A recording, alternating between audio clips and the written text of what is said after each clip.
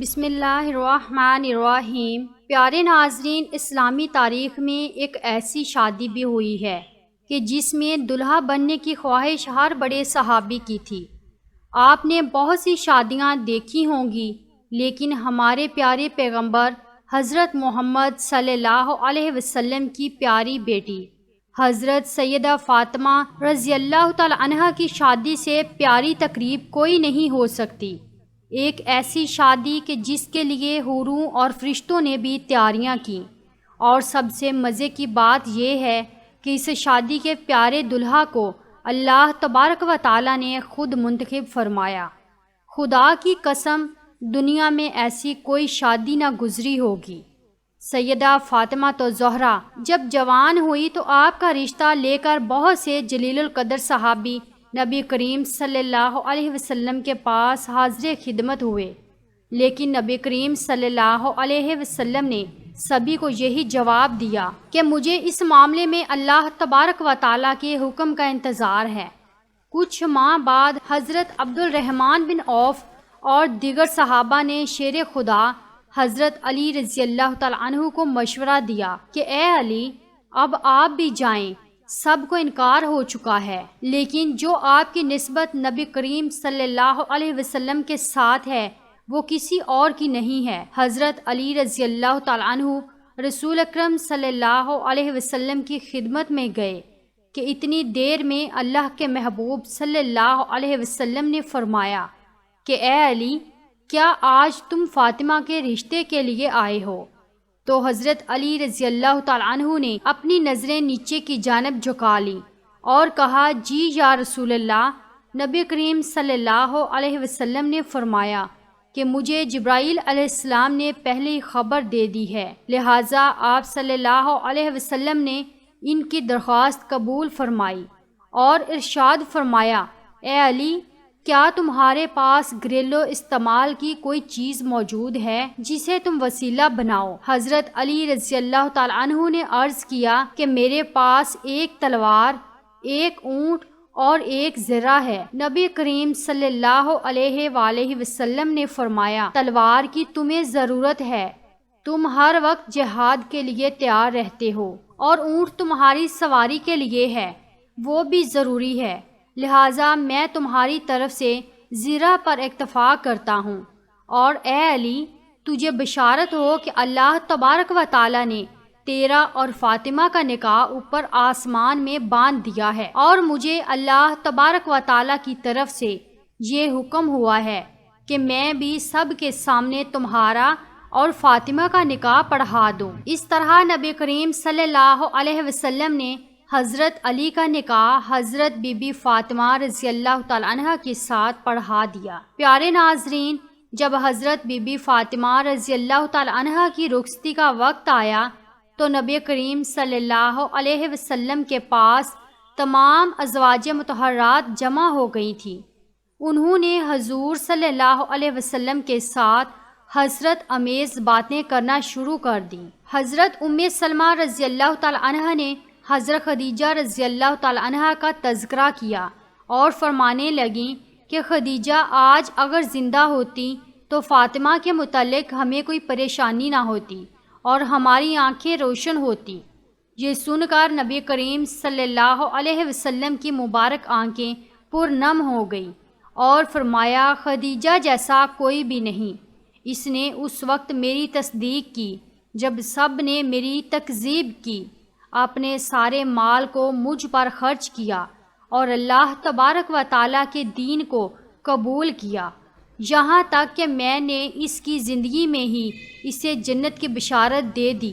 نبی کریم صلی اللہ علیہ وسلم نے ہجرت کے دوسرے سال پہلی ذوالحج کے دن حضرت بی بی فاطمہ کو سیدنا علی المرتضیٰ کے گھر بھیجا، اس لیے شادی اور نکاح کے درمیان 10 مہینے کا وقفہ تھا۔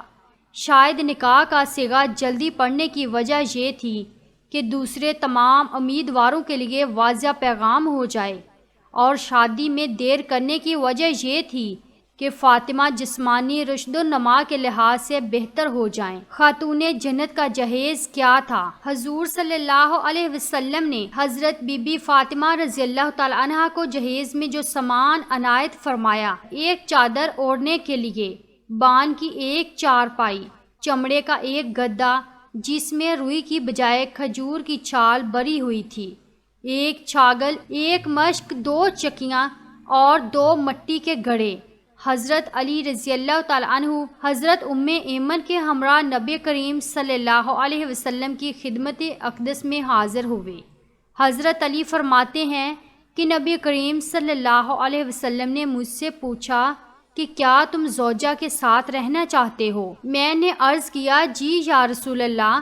آپ صلی اللہ علیہ وسلم نے ارشاد فرمایا بڑی محبت و عزت سے انشاءاللہ عز و جل آج رات سے تم اپنی زوجہ کے ساتھ رہا کرو گے۔ اور پھر رخصتی کی رات نبی کریم صلی اللہ علیہ وسلم نے اپنے لخت جگر کو ایک نیا جوڑا عنایت فرمایا۔ حضرت سیدنا علی المرتضیٰ رضی اللہ تعالی عنہ حضرت بی بی فاطمہ سے محبت بری گفتگو کرنے لگے، یہاں تک کہ جب رات کا اندھیرا چھا گیا تو وہ رونے لگیں۔ حضرت سیدنا علی المرتضیٰ رضی اللہ تعالی عنہ نے دریافت کیا کہ اے تمام جنتی عورتوں کی سردار، کیا آپ خوش نہیں ہیں کہ میں آپ کا شوہر ہوں اور آپ میری زوجہ ہیں؟ حضرت بی بی فاطمہ کہنے لگیں میں کیوں کر راضی نہ ہوں گی، آپ تو میری رضا بلکہ اس سے بھی بڑھ کر ہیں۔ میں تو اپنی اس حالت و معاملہ کے متعلق سوچ رہی ہوں کہ جب میری عمر بیت جائے گی اور مجھے قبر میں داخل کر دیا جائے گا، آج میرا عزت و فخر کے بستر میں داخل ہونا کل قبر میں داخل ہونے کے مترادف ہے۔ آج رات ہم اپنے رب کی بارگاہ میں کھڑے ہو کر اس کی عبادت کریں گے کہ وہی عبادت کا زیادہ حق رکھتا ہے۔ اس کے بعد آپ دونوں میاں بیوی عبادت کی جگہ پر کھڑے ہو کر رب کائنات عز و جل کی عبادت کرنے لگے۔ اسی لمحے ایک بوڑھی عورت نے صدا لگائی کہ ایک جوڑے کا سوال کرتی ہوں۔ سیدہ فاطمہ نے یہ سنا تو آپ قرآن کی آیت یاد کرنے لگیں، تم ہرگز نیکی کی منزل تک نہیں پہنچ سکتے جب تک کہ تم اپنی محبوب چیزوں میں سے راہ خدا میں انفاق نہ کرو۔ لہٰذا سیدہ نے شب زفاف میں ہی اپنا شادی والا جوڑا جو نبی کریم صلی اللہ علیہ وسلم نے آپ کو دیا تھا اس بڑھیا کو دے دیا۔ چنانچہ حق زوجیت ادا کرنے سے پہلے ابتدائی 3 دن ان دونوں مقدس ہستیوں نے دن روزے میں اور رات عبادت الہی میں بسر کیے۔ شادی کے کچھ ہی عرصے کے بعد نبی کریم صلی اللہ علیہ وسلم حضرت بی بی فاطمہ کی جدائی اور دوری کے سبب پریشان رہنے لگے، لہٰذا آپ نے خیال کیا کہ بیٹی اور داماد کو گھر ہی میں جگہ دے دی جائے۔ حضرت حارث بن نعمان رضی اللہ تعالی عنہ جو کہ جلیل القدر صحابی تھے، جب ان کو اس بات کا پتہ چلا تو وہ نبی کریم صلی اللہ علیہ وسلم کے پاس آئے اور کہنے لگے خدا کی قسم میں چاہتا ہوں کہ میرا جو گھر آپ کے ساتھ ہے وہ آپ لے لیں۔